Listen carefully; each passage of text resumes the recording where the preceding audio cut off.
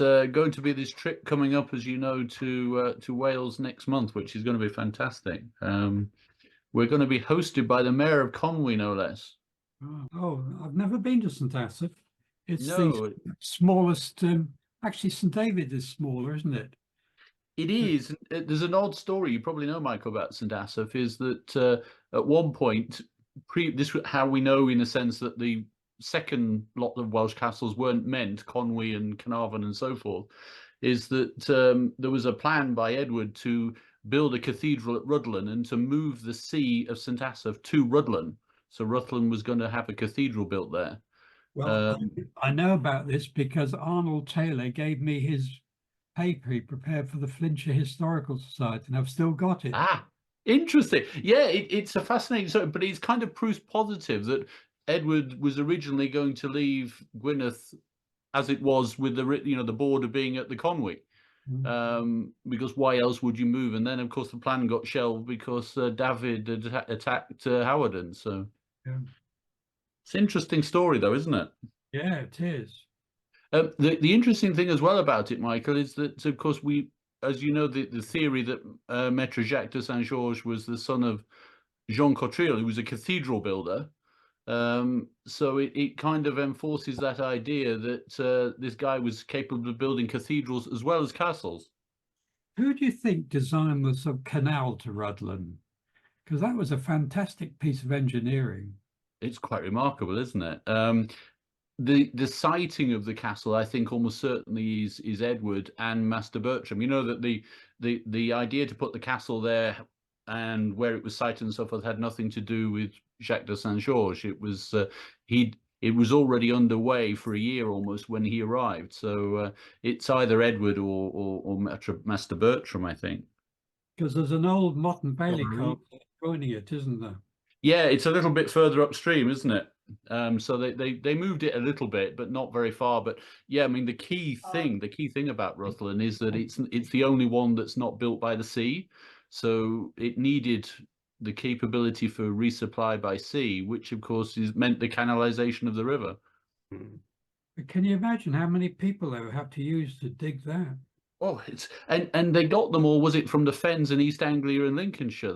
These guys were serial fossateurs, so they were very good at digging ditches. So yeah, off they came. I mean, the one thing that's quite remarkable about those castles in Wales, Michael, is the early application of industrial style production. So if you go to Gedel, you know the castle they're building in France today, they will tell you that you get all the things from around the castle and that's what you used to build it, which was the case for most of these castles. But take, for example, the production of nails. I mean, we have this wonderful thing that Conwy consumes something like 125,000 nails a year, but it was all mass produced in Staffordshire and shipped along the coast, which is quite a remarkable story.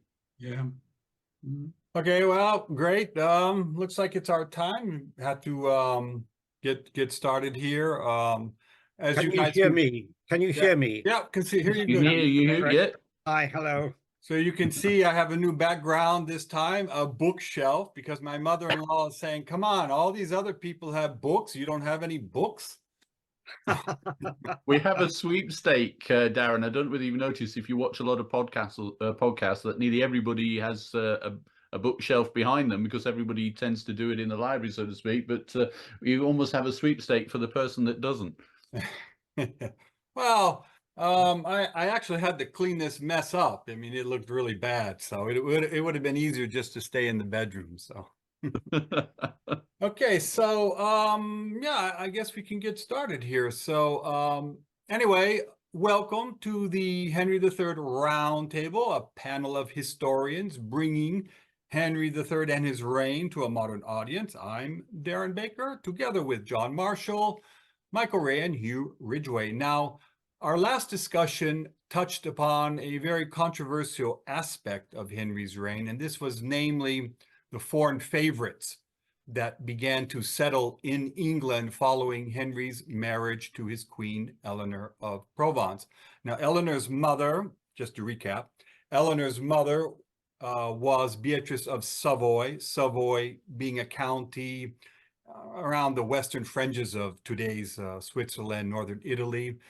And these relatives were mostly her uncles, so they are collectively known as Savoyards.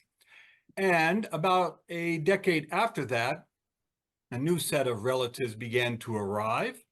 These were the children of Henry's mother's second marriage, and they are collectively known as Lusignans.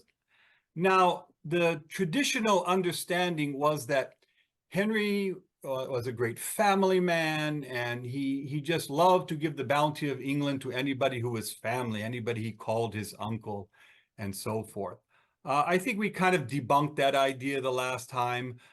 Henry had one central idea to his reign, starting with his majority, and that was to try and reclaim his father's lost empire, the fabled Angevin Empire put together by his grandfather, Henry II. And these two groups were very central to that.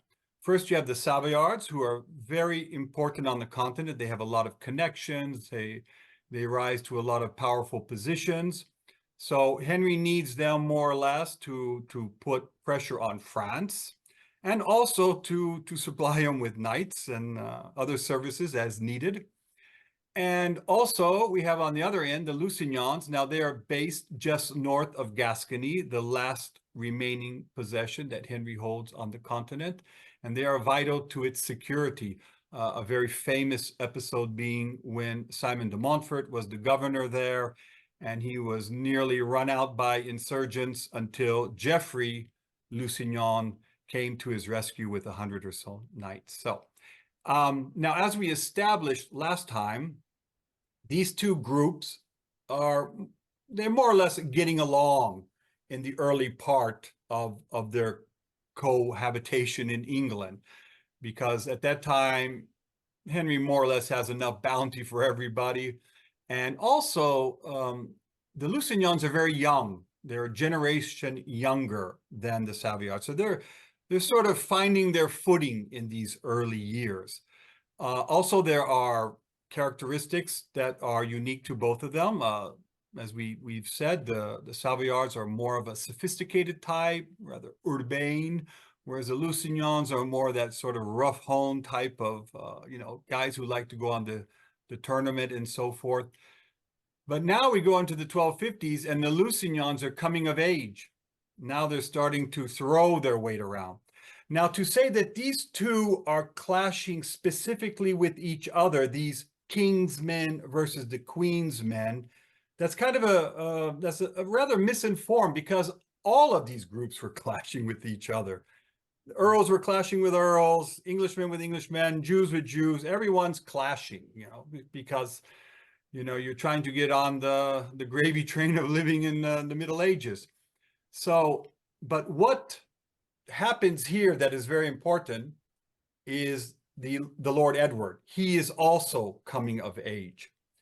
And Edward starts to drift away from the influence of his mother's relatives, the Savoyards, towards these Lusignans, who are closer to him in age, closer to him in outlook. And this is what raises the alarm in the late 1250s. And it's coinciding with various pressures that are on the realm at this time. Wales is in uprising again. There's problems with the Scottish Minority Council. There's also Henry's Sicilian project that won't go away. So there's all of these aspects that are coming together at one point. Also, we should say the famine that has affected England. This is causing a lot of problems in localities. They want something done about this. Has Westminster forgotten us, you might say. So all these pressures have come together. 1258. Henry has summoned a parliament, and he has asked his barons again, will they help him find funding for his Sicilian project? Their answer is, we will try, in return for undertaking reforms of the realm. Henry and Edward, according to the official record, agree. They swear their soul on it, you might say. And so reforms are going to be undertaken. It starts the 2nd of May, and this is more or less a prelude to the parliament that's been summoned in Oxford for this occasion. You know, technically they're going to move on Wales, but really they all know they're going to try to you know, set these reforms into motion. So we have about a 6-week period there. So my first question, let's put to Huw there. So what is going on behind the scenes with these two groups, the Savoyards and the Lusignans, in this period leading up to Oxford? Huw? Well, that's a good question. I think that on the one hand, the House of Savoy is very sort of consumed with helping with the Treaty of Paris and the diplomatic negotiations with that. Of course, as we all know, they were involved in deeply involved in the Sicilian business as well. So they're very wrapped up in this diplomatic world. The Lusignans, William de Valence particularly, of course, very much involved in the campaign against the Welsh, his lands being under attack in 1257-58 period, and indeed, I think some of his retainers were killed as well in that war. Aymer, the Elect of Winchester, beginning to play a role, I think, in diplomacy as well. The interesting thing about the Lusignans is you start to see them playing a more prominent role in Henry's council in the 1257-58 period, which you don't see before. So what can we say? I mean, in both cases, they are becoming, you know, they are very active. Well, can you tell us something about what happened with Aymer during the, or just as the Parliament opened?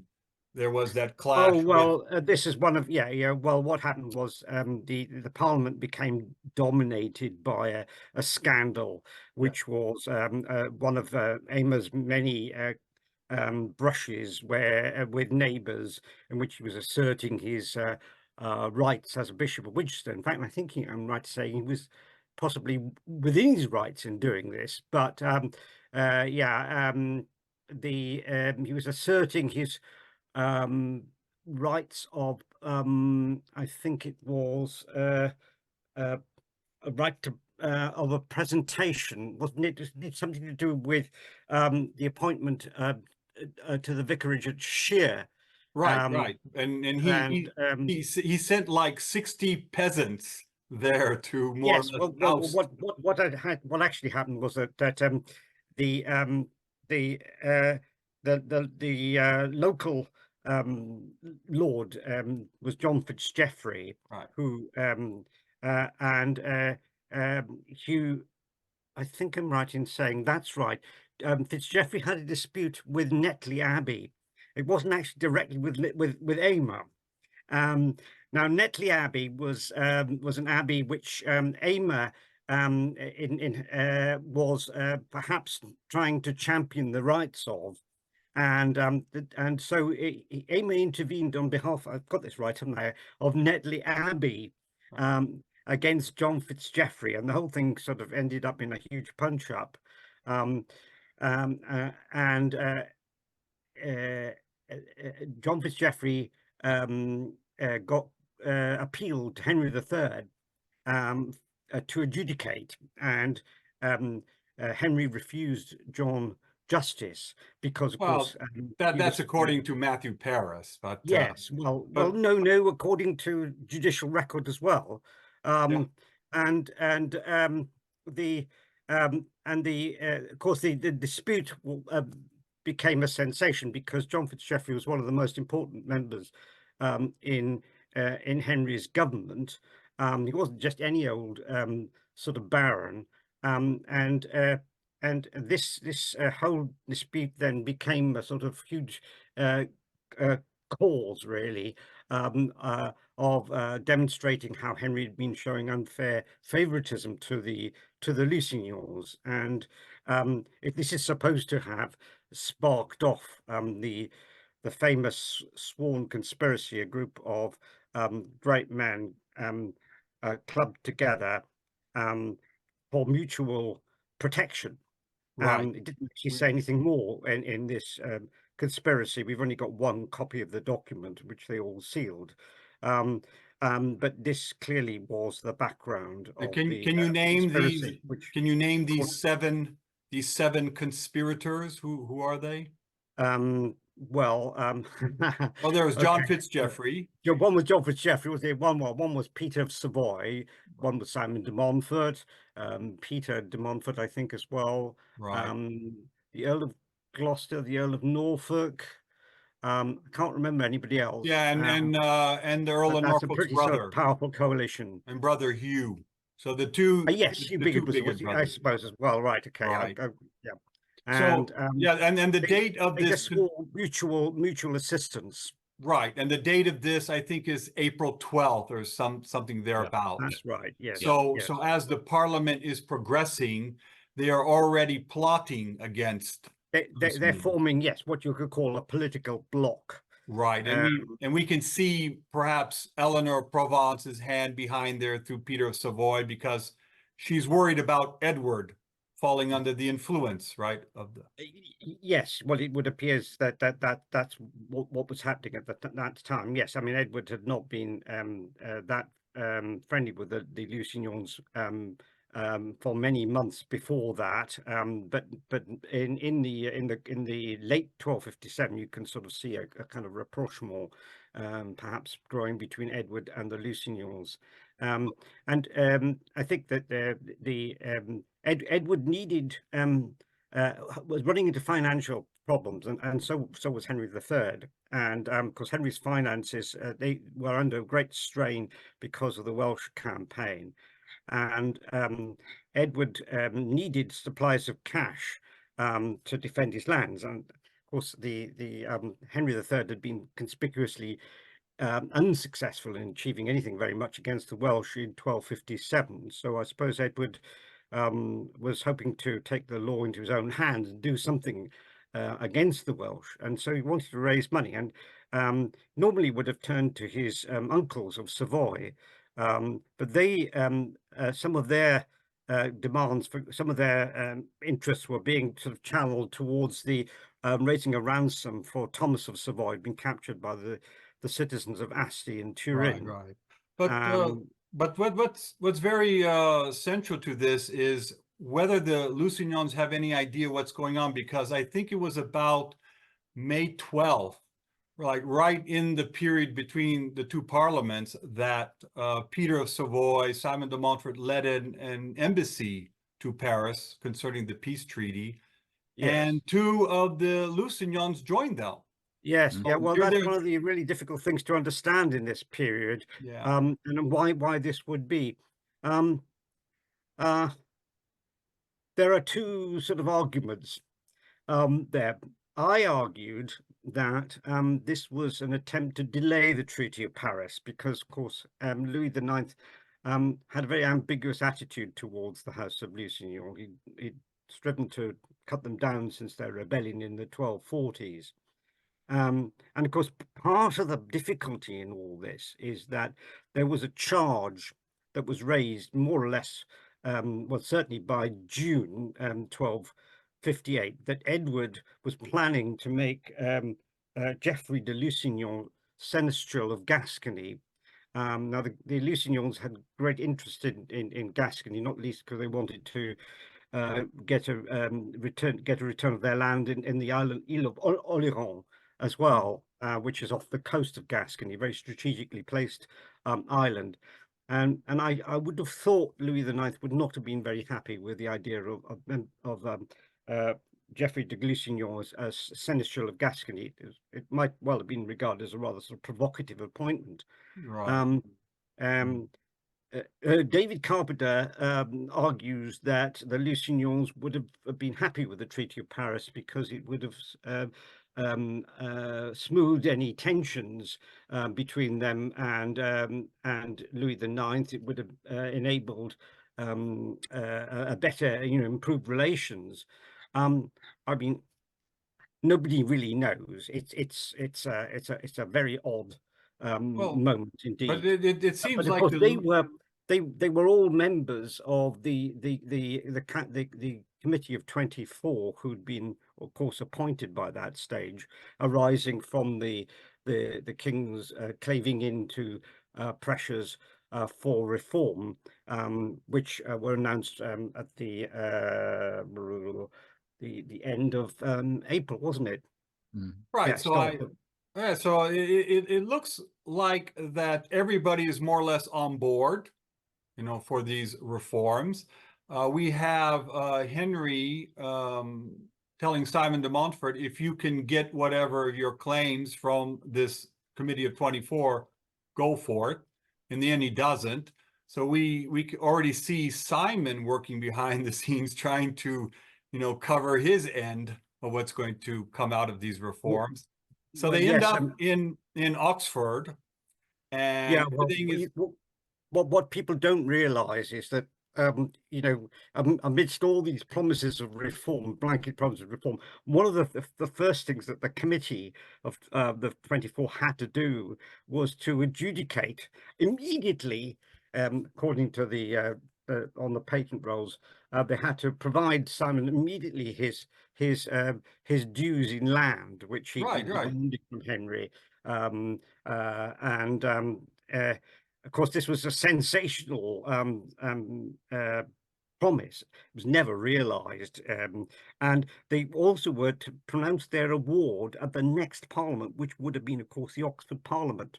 Right. So no wonder Simon is prominent in getting rid of his as he would see it, one of his rivals for land grants in the Oxford Parliament. Well, I'm sensing Simon is definitely working behind the scenes there, and Yes. we don't really have a good daily record of what happened, and we don't even have a copy of the provisions of Oxford except whatever ended up in the No. Burton Annals. But in the end, of course, on the 22nd of June, Henry gives permission to Richard de Clare, who he thinks is one of his own, to go forth, and this is where everything starts to come to a head. Namely, the Lusignans, they refuse to abide by the terms of surrendering land and castles, and they end up being expelled from the realm, which, as we might think, more or less works into what Simon is after. John, what do you think? Do you think Peter of Savoy is more or less behind this move as well, to get rid of them in this Yeah, fashion? absolutely. I mean, we see that original oath that Huw referred to there. Of course, Peter is a signatory to that, and of course, as we see there, Peter and Simon acting together at this point. So they start together as allies, and as spoiler alert, of course, it goes entirely the other way around by the end of the story. But they start off together, which is often misunderstood. You also have this thing that probably we just ought to mention. With Oxford, that Henry is supposedly getting Burgundian knights to come to Oxford, and there's been a suggestion that that is for his reinforcement. Now that's interesting, because the knights in question are in fact Peter of Savoy's key allies, and one of them especially is Mr. Fixit in Savoy. So the appearance of these knights at Oxford, who are supposedly summoned by Henry, who are Peter's key knights in Burgundy, is interesting, shall we say. And so, yeah, at this point, Peter is acting very much with Simon and against the Lusignan interest. So, and as you rightly alluded to, that behind that we see the hand, shall we say, of Eleanor de Provence. Peter isn't doing anything effectively without Eleanor's say so.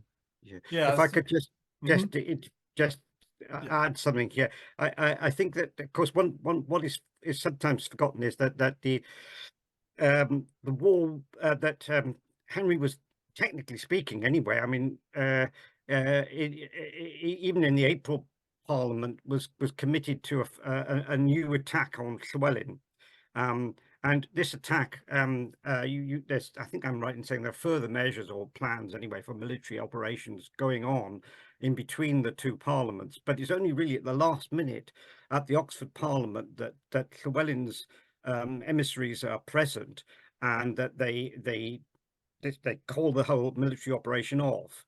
Right. Now, I think that, you know, obviously there were compelling reasons, you know, could have well been compelling reasons for military operation against Llywelyn. And it's very, very interesting, isn't it, that rather than deal with the Welsh, they would prefer this reform program, so that you know, you can imagine what pressures must have been building up at that stage. Well, I sort of sense that, again, Simon de Montfort is working behind the scenes here, because we know throughout this period he will establish a very close working relationship, you might say, with Llewellyn.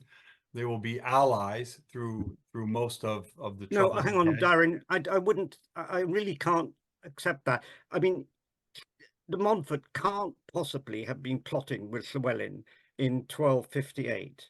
I can't. They've got no interest whatsoever there in that area. It's only later on that he gained land on the Welsh marches. Well, but basically what I mean is that de Montfort wants to keep everything focused on creating a baronial council. You know, he doesn't want to get involved in Wales. This is going to take the focus away. I mean, we see him as one of the most militant members of this parliament, you know, threatening William de Valence, you know, turn over your castles or you'll lose your head, and Yes, so forth. yes. So Yes. he wants to stay strictly focused. We see him at every turn. He's going to London. He's explaining the provisions there. I mean, de Montfort is everywhere. So he definitely Yes. wants this. This is what is important to him, not Wales. Yeah, yeah. I mean, I agree with you there. I mean, it's one of the interesting things, isn't it, that Henry can't divert, you know, can't say, oh, you know, reform must wait until we can deal with Llywelyn. It's really, there's no attempt to do that, is there? Well, but I think it's because Henry also really doesn't want to go to Wales. He never wanted to go there. His no. focus suppose, is the Sicilian yes. business. Yeah, and I suppose Edward can't make a claim for this either, can he? Right, Really? exactly. Again, And because even he's blotted his copybook. Yeah. right, and even Richard de Clare, he bowed out Yes. of the last campaign, and Yes. he has lands there. So there was really, yeah. Yeah, I mean, I think the whole, I mean, Richard switching sides, Richard de Clare switching sides is clearly crucial to the whole success of the revolution. Right. This is where Eleanor comes in. She more or less weaned him away from the Lusignans. Yes.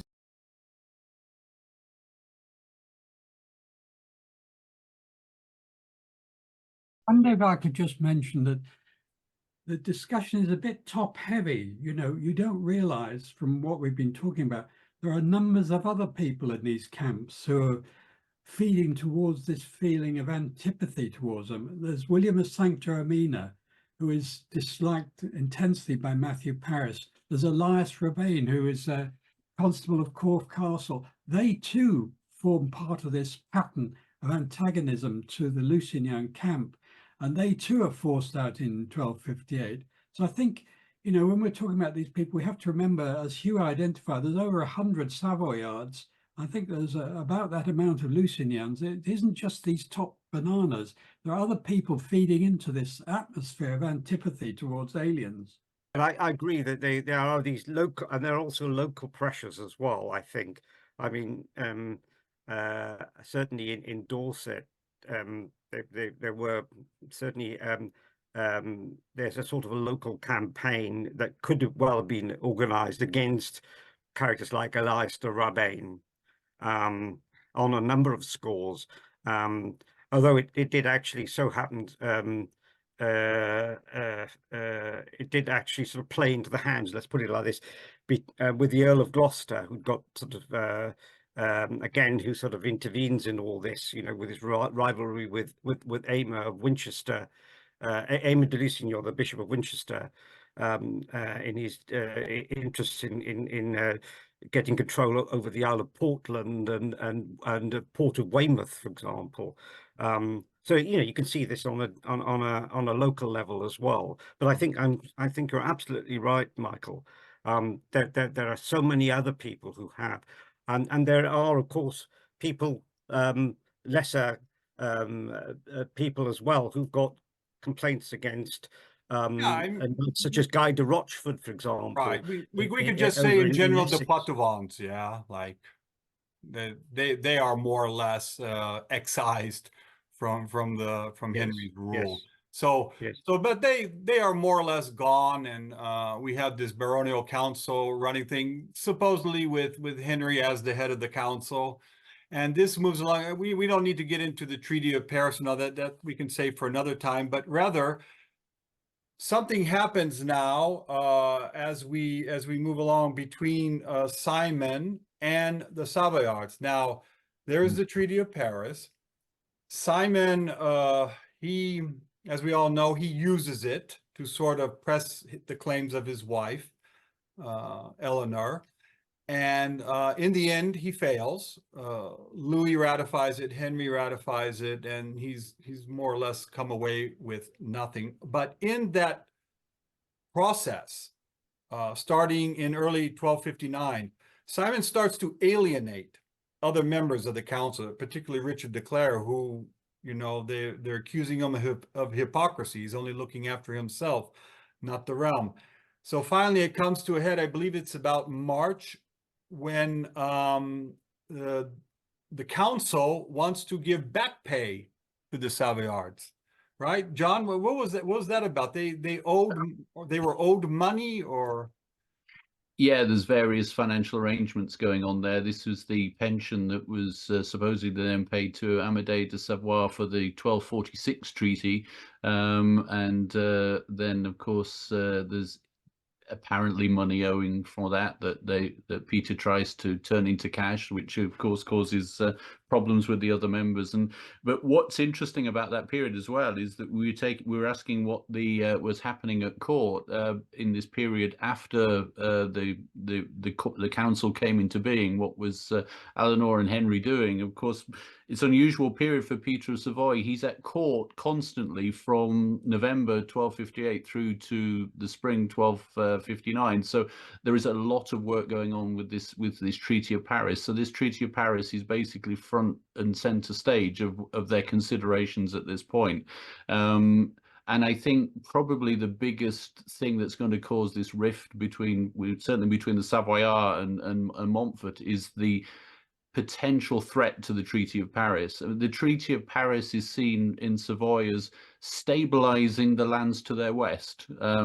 It's a destabilizing thing as far as they're concerned to have the Kingdom of France and the Kingdom of England at loggerheads just on their western flank. So anything that's going to stabilize the southern region of what's now France, of course, is paramount for them. But yeah, so this threat that Simon holds against the Treaty of Paris is going to be fundamentally what's going to be the rift that's coming. Right, and he shows his hand when he refuses to endorse these payments to Peter and Amadeus, and I think also Thomas of Savoy came asking for a handout, and the council, the baronial council, not necessarily Henry, gave it to him, and I think Simon would have just been livid about it. You're giving all this money to them. What about my claims?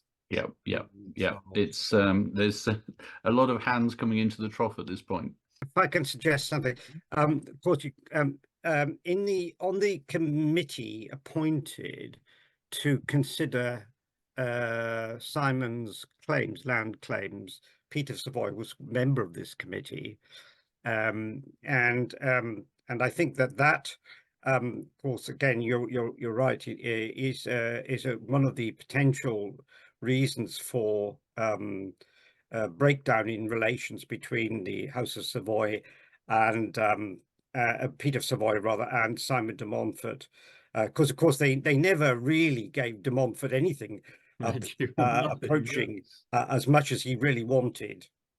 Can I just say also about the Treaty of Paris, that the Treaty of Paris, of course, was I thought in the eyes of the Savoyards absolutely crucial for the security of Gascony, and of course that means the interests of the Lord Edward, which they had worked absolutely solidly for ever since Edward was born. And that I think was really very, very much in the fore of their thinking as well.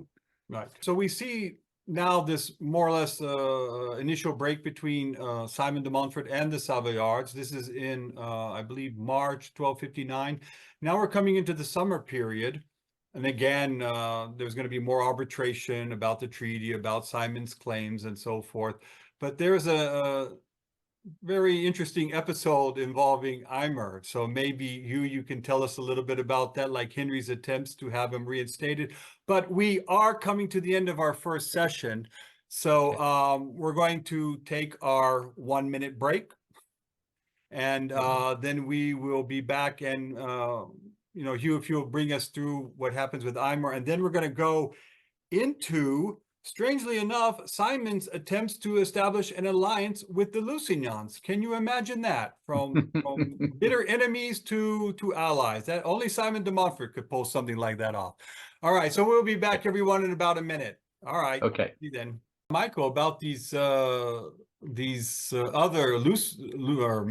Poitevins who were expelled. I think most of them were reestablished after William de Valence came back in 1261. Isn't that true? Like, didn't they end their days in England? No, William of Sancta-Romina is exiled, but he comes back and he goes exiled again. He has 3 exiles from England. Raban comes back and stays in England, and eventually dies he gets the constableship of Cork back again. But neither of them seem to be involved with the actual Barons' War itself. They seem to be away during that. We similarly have other people who are, not in the top flight of the Savoyards, and including, Matthias Bezel, who is actually from Touraine, and we have Imbert Puges, who is a Savoyard, and they too have a part to play in all of this. We're back here at the Henry III Roundtable. So last we were talking is about, we're at about 1259 now, and this is 1 year following the expulsion of the Lusignans. And one of the most controversial member was probably Aymer de Valence. He was the bishop-elect of Winchester. He was expelled along with his brothers and retainers. Now he's trying to come back, or he's gone to Rome to ask to be reinstated. You want to tell us a little bit about that episode? Well, the whole thing, of course, in ecclesiastical terms, was very irregular, because Aymer was a papally confirmed bishop-elect, although that meant he wasn't a fully consecrated bishop. But he was now old enough in order to be consecrated as bishop. And so, of course, the issue of papal authority was, in fact, being challenged by the baronial council. And Aymer had a number of supporters in operating still on his behalf in the Diocese of Winchester. A number of his officials were refusing, for example, to accept that Winchester was a see in vacancy. And so the conditions were really, in a way, quite favourable for Aymer to be restored under papal, with papal support. And in 1259, as is well known, Henry III tried to effect that by use of unauthorized use of the Great Seal, which was foiled by prompt action by the baronial council. I think at that stage, of course, the baronial council were pretty united in opposing restoration of Aymer. But things were moving pretty fast, and in 1260, of course, Aymer was consecrated as bishop I'm not sure whether he was particularly keen to get consecrated as bishop because he had plenty of advantages being bishop-elect, but that's another story. Yeah, but he was And 10 years as bishop-elect. It's quite a long time. yes, he was, but that's by no means unusual. Yeah. I mean, Philip of Right. Savoy, for Yeah. example, was bishop-elect, archbishop-elect of Lyon, and so the benefits of it was quite a, I mean, it was a somewhat irregular position. We see it, I think, more irregular than they would have in the 13th century. Let's put it like that. Right. Yeah, that's true. Okay, so basically, the attempt to reinstate Eimer fails, but Henry, on his part, he refuses to accept any bishop nominated by the council, so that would be irregular. So, Yeah, well, they originally they attempted to nominate somebody totally and utterly sort of acceptable, Henry of Wengham, wasn't it? right. But Wengham, it's interesting that Wengham, of course, withdrew his candidature from Winchester. Again, this is all sign that really the whole thing was most irregular. The idea of a sort of secular authority refusing to accept a papally confirmed, even bishop-elect. Right. Yeah. So basically now we're moving along from 1259. There is the treaty is finally ratified. Simon de Montfort is absolutely just sort of more or less cutting his ties. He's actually forming an alliance with the disillusioned Edward. And so while Henry and Eleanor are in France, Simon and Edward are more or less stirring up trouble back home, to the point that Henry delays his homecoming, and when he does, he arrives with 4 knights to more or less deal with his rebellious subjects. This group, but it's Darren, yeah, can I just jump in just very quickly, just as you skip over the homage and the ratification of the Treaty of Paris? One thing that's really quite remarkable about that homage that Henry makes in Paris to Louis are the 2 clerics that are officiating at this event. One is the Norman Bishop of Rouen, but the other one for the English is the bishop from the Tarentaise, which is quite remarkable that a Savoyard bishop should be officiating on representing England at this event.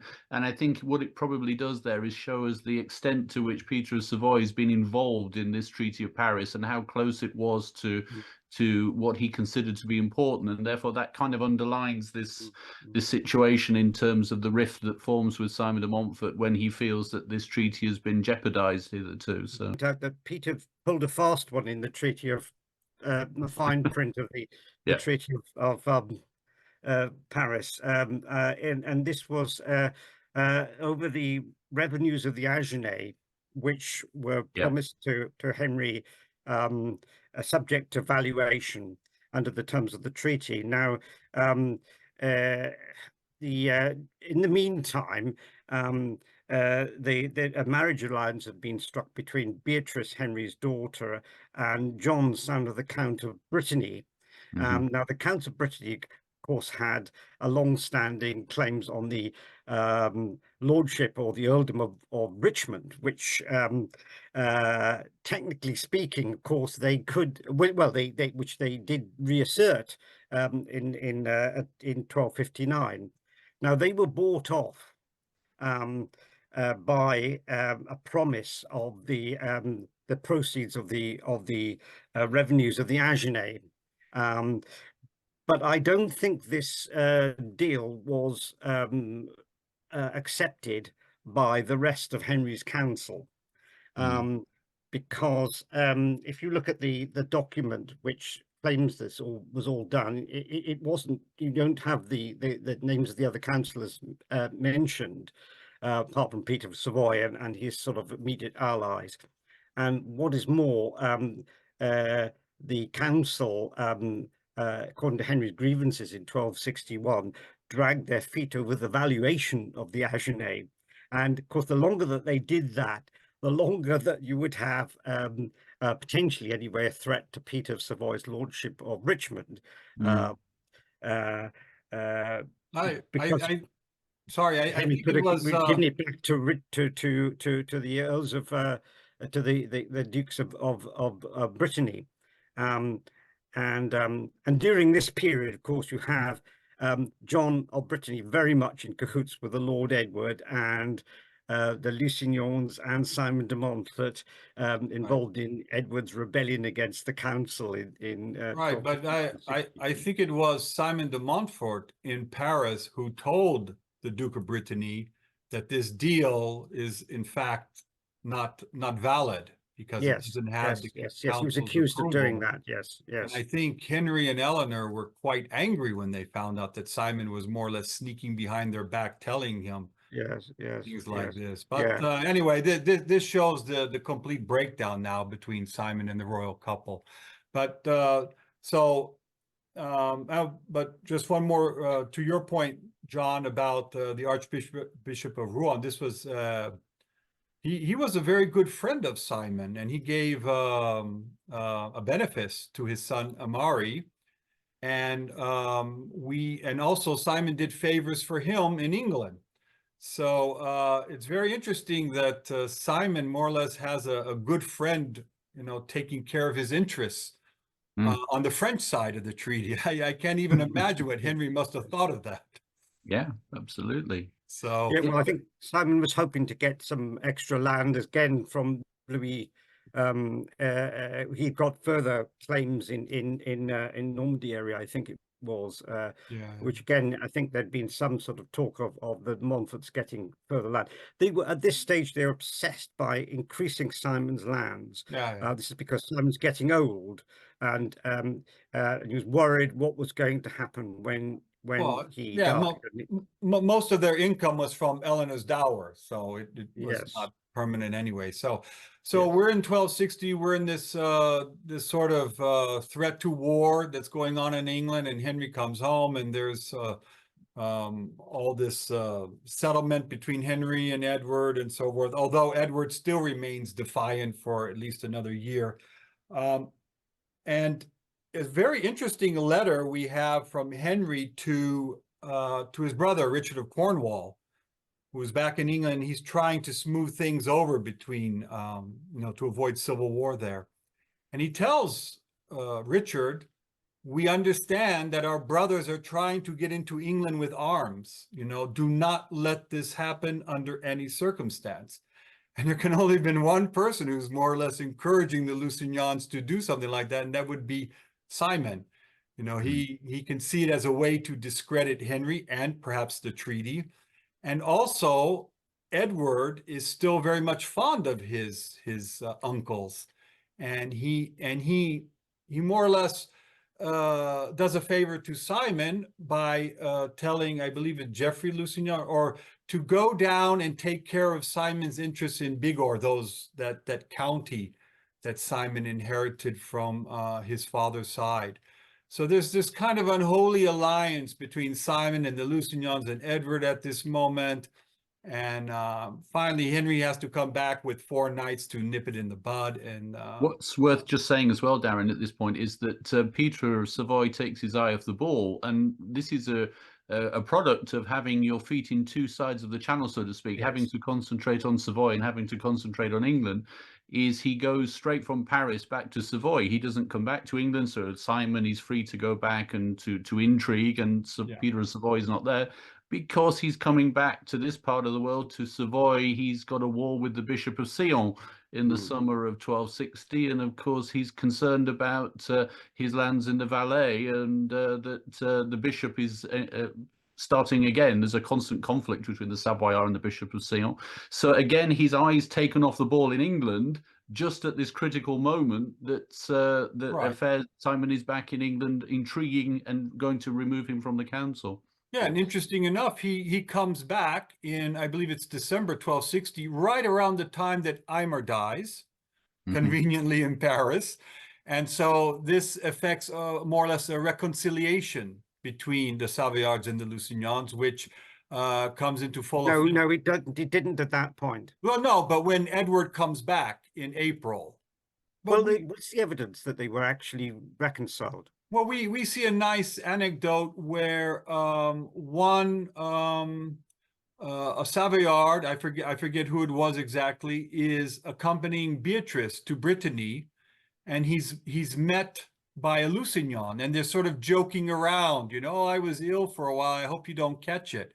So I think by the summer of 1261, there is a rather tolerable reconciliation between them, because they have one enemy now. This is Simon. Well, I think you're right in one sense that they'd reached an accommodation, but it wasn't really an equal accommodation. Ah. The Henry's court's very much dominated by the Queen from the very end of 1260 right through until about the middle of 1263. Yeah. And if you look at William de Valence, for example, you know, far from being the sort of leading light in Henry's court, you know, having a lot of power before 1258, you know, it's hardly ever there in court at this period. And the Lusignans were very, very sort of subordinate sort of figures, so they were tolerated more than really reconciled. You know, it may have been that the Savoyards felt that they taught them a lesson. Just by the way, as they put Simon de Montfort in his place quite early on, around about 1240, and then they turned round and became you know, much more favourable to him once they felt that he'd learned his lesson. But I wouldn't put it as strongly as saying that they were really reconciled. Well, yeah. That happened much later. That happened later, probably as a result of the War of 1263. Right. I mean, I think you're right that the Lusignans, like, because Aymer's gone, William comes back, but I don't think Geoffrey and Guy were much there at all. So yeah, they have they didn't get back until they didn't come back until 1262, I think. Right. They have a much lower profile, we can say. Yes. To that effect. And the Lusignans weren't properly compensated for their losses either, really. Right. And this was one of the interesting things about the Reform period. The baronial council is using their money to fund all their actions against them. So, yes. So anyway, we go through this period of Edward's rebellion. Edward finally comes back into the fold, more or less, by 1262. Henry has resumed full power. He no longer, or the Pope has quashed his oath to the provisions of Oxford. So basically, we won't get into all the particulars, except to say that a disgruntled group of barons have asked Simon to return and let us all effect our revenge against the royal family and so forth. So there's a lightning offensive in June 1263. And where are Peter and Boniface of Savoy at this time, John? Well, Boniface has left the kingdom. He's gone in October 1262. He's gone off on papal business, so he's not in the picture. And Peter is having all sorts of problems coming into view in Savoy again. So again, it's that eye off the ball that interests in other parts of Europe are taking effect. They both left in 1262, thereabouts. That's right. You've got the whole picture that's coming up is 1262, 1263, is that the whole Helvetian, if we can say the Helvetian region, is going to be destabilized because one of the German lands under the Kyborg family, the last of them dies without an heir, and of course into that vacuum comes the Habsburgs. So you have the people up in Bern suddenly worried that the Habsburgs are going to come in and take over. You also have the death of young Count of Savoy, young Boniface, not Boniface the Archbishop. And of course, this has a very destabilizing effect, which effectively means that Peter of Savoy's time is in this part of the world rather than in England. So you have both Boniface and Peter for most of this period out of the picture, which again doesn't help. Well, Peter never returns to England, right? No, well, no, I guess the closest he gets is looking at it from Flanders when. Yeah, great. Yeah, so yeah, we'll talk about that very shortly. So anyway, we go to the more troubles with or Henry more or less resumes control from Simon as 1263 progresses. It comes to the arbitration by Louis. And which is very interesting that by this time, Henry has almost all the major baronial lords on his side. So this whole idea of an upcoming baronial war strikes me as a misnomer. I don't, I think Simon has his principal supporters, which we'll get into in another chat, are basically churchmen and urban dwellers and drifters and so forth. But anyway, let we move on to Louis's decision. It's completely for Henry's side. We know the Savoyards played a big role in that, putting pressure on Louis and so forth. So now we come to the Battle of Lewes. So what evidence do we have of Savoyards and Lusignans taking part in this campaign? Well, I think we know William de Valence fought there, but I don't think there's any evidence that any of the Savoy people were there. No. There's Matthew no Bazil, evidence. he was out of the country after his imprisonment. I'm not sure if he was there. You have junior. I mean, there is implied evidence, perhaps, that Chamvon and Grandson are there, but that's only in terms of they were rewarded think after so. the wars. I think not. I think the first mention of Grandson in England is after Evesham, when he gets some of the lands of the rebels. Chamvon was involved at Northampton, which is, of course, is in the run-up to the Battle of Lewes, but again, he isn't mentioned after that. The evidence in terms of it's not at the Battle of Lewes is that this then segues into they all flee from the Battle of Lewes, from the defeat to the castle at Pevensey. And Pevensey is described by the Swiss historian Jean-Pierre Chapuisat as the Nid de Savoie, as the nest of Savoyard. Now that implies, I think, that they are these Savoyards who defending Pevensey Castle for 12 months or so after the Battle of Lewes, that they've come from France, from the Flanders army, not from the battlefield at Lewes. Yeah, Yes, I think that's true. Well, yeah, and of course, the commander of Pevensey Castle was a Savoyard knight, wasn't he? Mm-hmm. And I think the fact that they, of course, that they all Edward's party, the remnants from the Battle of Lewes, William de Valence and co, that they flee to Pevensey Castle is very significant. Of the, I mean, it does support Darren's contention that the factions were working together. And of course, by that stage, Simon de Montfort had, of course, announced, proclaimed his campaign against all aliens, and that had happened in the middle of 1263. That had been his sort of rallying cry of his party when he came back to England, to sort of try and draw together the threads. As Darren pointed out, really, his support was now a kind of ragbag of discontented people. And I think very cleverly, Montfort felt, well, the one thing they got in common was two things, bring back the provisions of Oxford, whatever that meant, and get rid of foreigners. And that turned their cause into a popular campaign. Right, and we're going to get into that at another discussion. I know. So all the aliens were, of course, collectively threatened.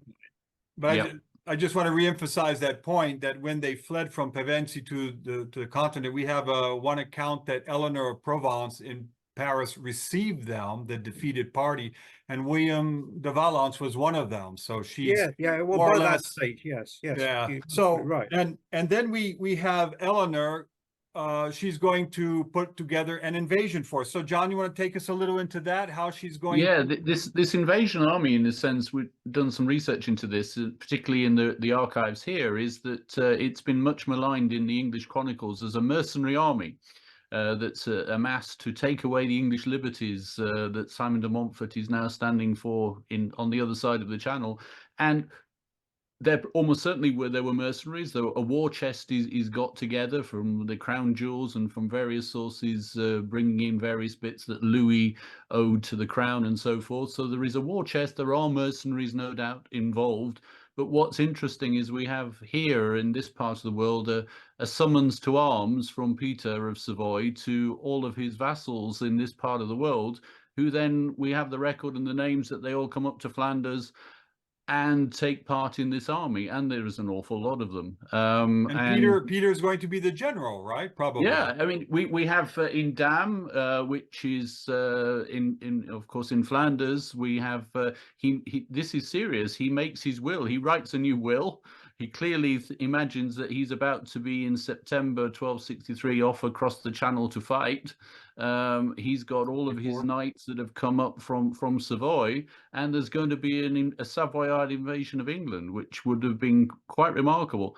And what's equally remarkable is it doesn't happen. Right. There's lots of reasons why it never came off, but interesting is that Eleanor probably, I'm not sure if we know for a fact, but she goes down to Gascony to more or less rule as the Duchess of Aquitaine.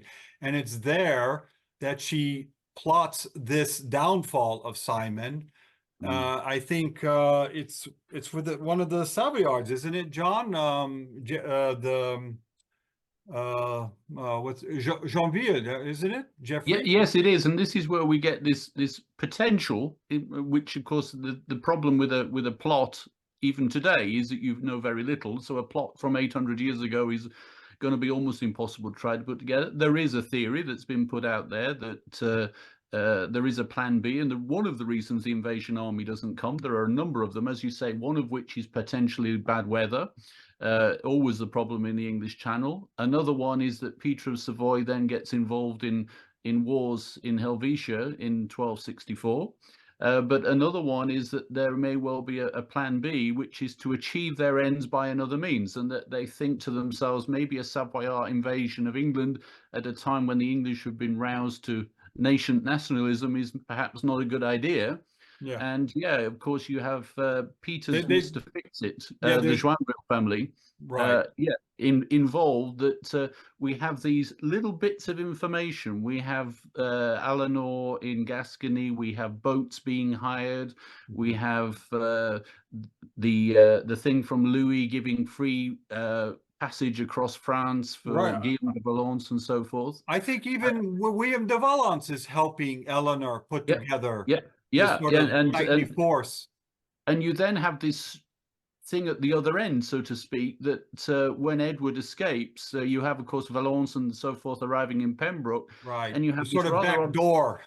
Yeah, you have this odd thing that when Edward escapes, where do they all end up? Yeah. They end up at Ludlow Castle, which is, of course, a castle of the Joinville family. Yeah.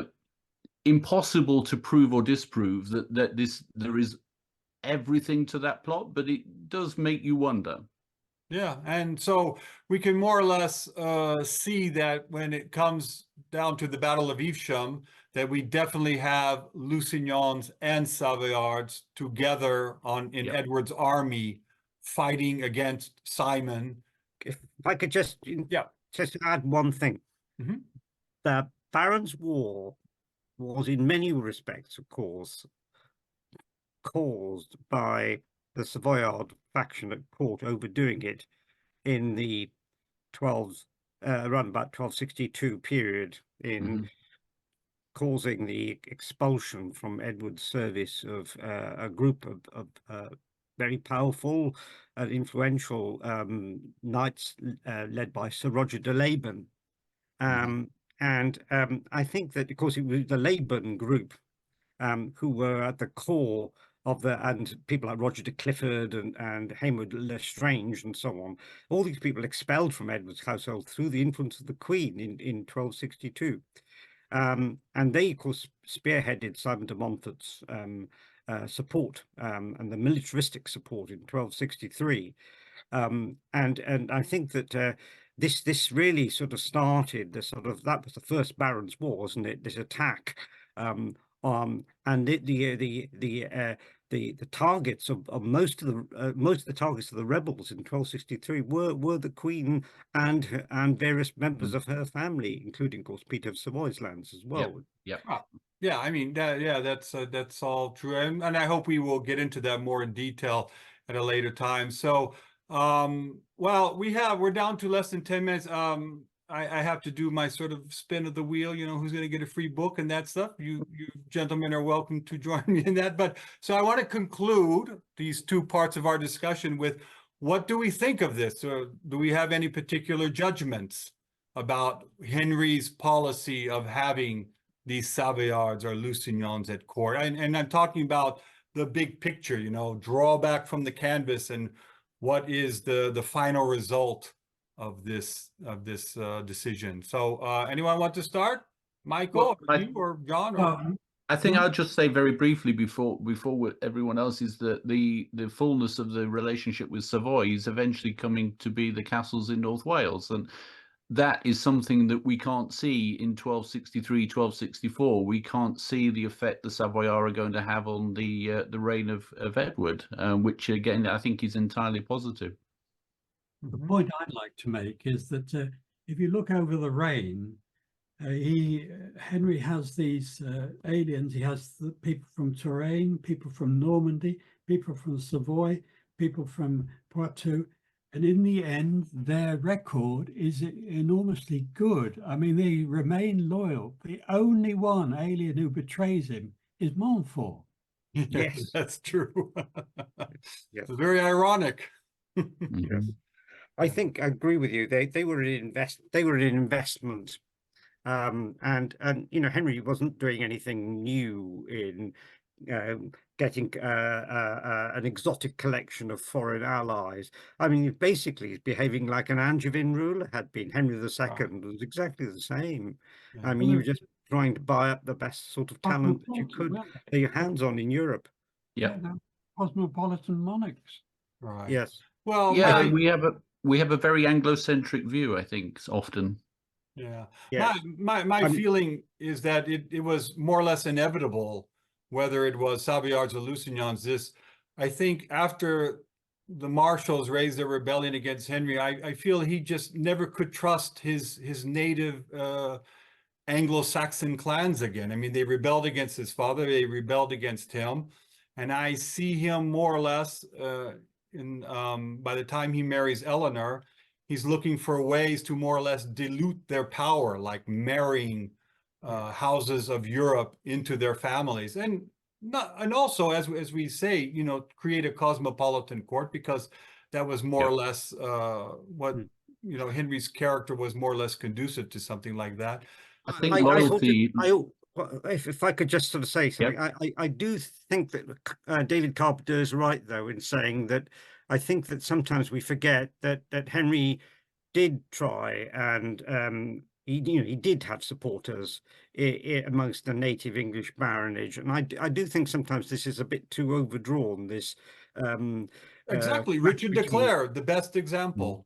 Well, exactly, and I think the difference between Henry and his predecessors is that Henry did not retain control over his favourites and his courtiers, and I think this is you know, Henry was not he ran out of money, really very much in control. Yeah, but another interesting thing is, if you look at the 1240s, most of Henry's council is made up of Englishmen from very humble backgrounds. I mean, these are fellows most people would never have heard of before. So so this idea of foreign favorites, I think, is overplayed a bit too much. But in the sum, I think Henry got what he wanted, namely a cosmopolitan court, connections to the continent. Maybe in his mind, he is reestablishing sort of the Angevin rule of before, and of course Sicily would play into this very well, as is his brother's attempts to establish himself in the Holy Roman Empire. And we're going to get into that in another time. Definitely want to. I'm thinking more now the Sicilian business because that's something that definitely needs to be Yes. understood in a wider context. So, gentlemen, if you will join me now with my spin of the wheel, I have promised a PDF copy of my book on the de Montforts to whoever subscribes to my website, simon2014.com. There's the wheel. There's the wheel. Okay, so these are our names on the wheel. Yana, Fabiola, Richard, Vicky, Agatha, John, Mary L. Russell, Leslie, Philip, Terrence, Mary B, Marilyn, Jane, and Doc. So whoever the wheel lands on, they get a free copy of the de Montforts, Crusaders and Revolutionaries of the 13th century. So here we go. We're going to run the wheel. And the winner is Agatha. Gentlemen, it was great. Enjoyed it. Let's look forward to next month sometime. I'm going to Wales next month, which will be fun. Oh, excellent. Okay. Where are you going in Wales? I'm doing a visit by the historians and archaeologists of Vaud to the castles of North Wales, which is, for them, is going to be a bit of a pilgrimage. So we're doing the full tour of all of the castles there. Oh, lovely. Lovely. Well, give my love to Wales. I will. I certainly will. Yes. All right. Conway is a particular favorite of mine. Yes, I think it's a wonderful place, Conway. Or Conwy, I should say. Conwy. How do you pronounce Perfedlad?